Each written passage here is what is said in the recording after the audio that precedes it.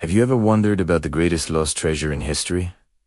No, I'm not talking about El Dorado or a pirate's chest. I'm talking about an object so powerful, so sacred, that it was said to hold the very words of God. This is the story of the Ark of the Covenant, and its disappearance is one of the most profound mysteries of all time. Imagine a chest, exquisitely crafted from acacia wood, and covered inside and out with pure gold. It was adorned with a lid called the mercy seat, flanked by 2 golden cherubim, their wings outstretched, creating a sacred space. But the true value of the ark wasn't its gold, it was what lay inside. According to the Hebrew Bible, it held the 2 stone tablets of the 10 Commandments, a golden jar of manna from the Israelites' journey in the desert, and the staff of Aaron that miraculously but this wasn't just a religious artifact. It was the physical manifestation of the covenant, the sacred agreement between God and the people of Israel. It was seen as the earthly throne of God.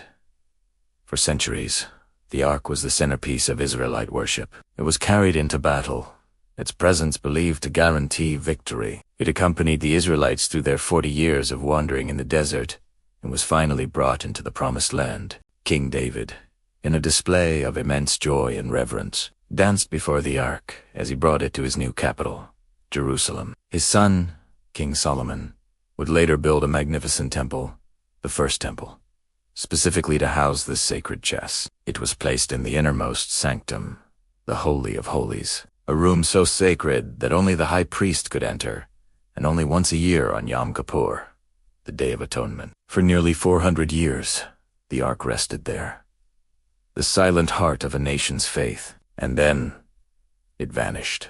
The last undisputed mention of the Ark of the Covenant in the biblical text is in the book of 2 Chronicles. During the reign of King Josiah, around 622 BCE, he orders the Levites to return the Ark to its rightful place in the temple. After that, the historical trail goes cold. Just a few decades later, in 587, or 586 BCE, the unthinkable happened. The mighty Babylonian Empire, under King Nebuchadnezzar II, swept through the region, conquering Jerusalem. They sacked the city, looted its treasures, and utterly destroyed Solomon's magnificent temple, burning it to the ground. The Bible provides a detailed inventory of the treasures the Babylonians carried off from the temple: gold and silver vessels, pillars, and basins. But there's a glaring omission in that list: the Ark of the Covenant.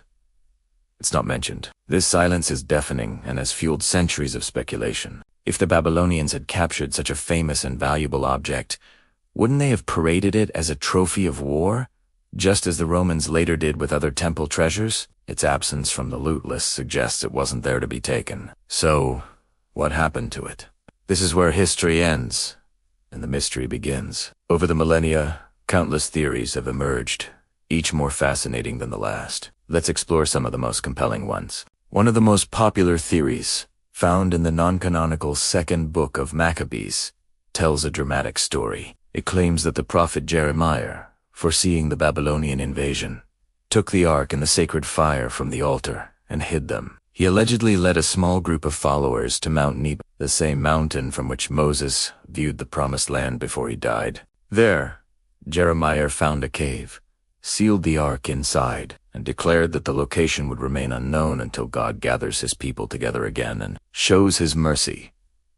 This theory is powerful because it ties the ark's disappearance directly to a prophetic act of preservation, suggesting it's not lost, but hidden, waiting for a future redemption. Imagine a sacred treasure waiting in a sealed cave in modern-day Jordan. Another compelling theory takes us south, to the ancient land of Ethiopia. The Ethiopian Orthodox Tewahedo Church makes a remarkable claim.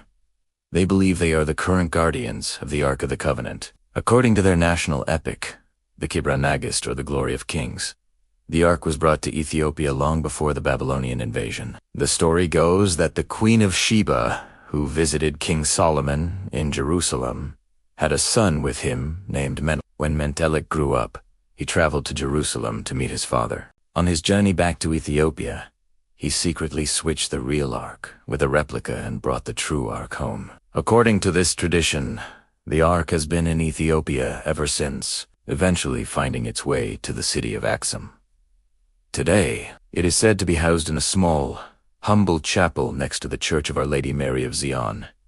A single virgin monk, known as the guardian of the Ark, is tasked with protecting it for his entire life. He never leaves the chapel grounds, and is the only person on earth allowed to see it. When a guardian dies, another is chosen to take his place. While there's no way for outsiders to verify this claim, it is a deeply held belief for millions of Ethiopians, and a cornerstone of their national and religious identity. Could the Ark still be in Jerusalem, buried deep beneath the Temple Mount? This is another enduring theory. Some believe that when King Josiah ordered the Ark returned to the temple, he was actually ordering it to be hidden. The priests, aware of the growing threat from Babylon, may have secreted the Ark away in a complex network of tunnels and chambers built by King Solomon specifically for this purpose. The Mishnah, a text of Jewish oral law, speaks of a chamber where the Ark was hidden. Organizations like the Temple Institute in Jerusalem, dedicated to preparing for the construction of a third temple, believe the Ark is hidden beneath the Temple Mount and will be revealed at the appropriate time. The problem, of course, is that the Temple Mount is now home to the Dome of the Rock and Al-Aqsa Mosque, making any large-scale excavation politically and religiously impossible. The Ark could be just feet below, but forever out of reach. There are other, more fringe theories as well. Some have suggested the Knights Templar discovered the Ark during the Crusades and spirited it away to Europe. Perhaps it's hidden in Roslin Chapel in Scotland, with its mysterious carvings, or buried in Oak Island, Nova Scotia. One theory even suggests it was taken to a Jewish colony on Elephantine Island in Egypt. And of course, there's the simplest explanation of all, that the Ark was simply destroyed. Maybe it was dismantled for its gold by the Babylonians, or perhaps it was consumed by the fire that destroyed the temple. Too many. This is an anticlimactic but plausible end to the story. But the power of the Ark of the Covenant transcends its physical fate. It represents a direct connection to the divine, a tangible piece of a sacred past. The search for the Ark is more than a treasure hunt. It's a quest for meaning, for a sign that the sacred promises of the past still hold true. The mystery isn't just about a lost box of gold. It's about a lost connection, a lost certainty. Whether it's waiting in an Ethiopian chapel, buried beneath a holy mountain, hidden in a cave by a prophet, or simply lost to the sands of time, the Ark of the Covenant continues to capture our imagination. It reminds us that some mysteries are so profound, so tied to faith and history, that they may never be solved. And perhaps that's the point. The story endures, not because we have the answers, but because the questions it asks are eternal. The legend of the Ark is a testament to the enduring power of faith and the human need to connect with something greater than ourselves. What do you think happened to the Ark? Let me know your favorite theory in the comments below. Thanks so much for joining me on this journey into one of history's greatest unsolved mysteries. If you enjoyed this video, please give it a thumbs up and consider subscribing for more deep dives into history and legend. Until next time, stay curious.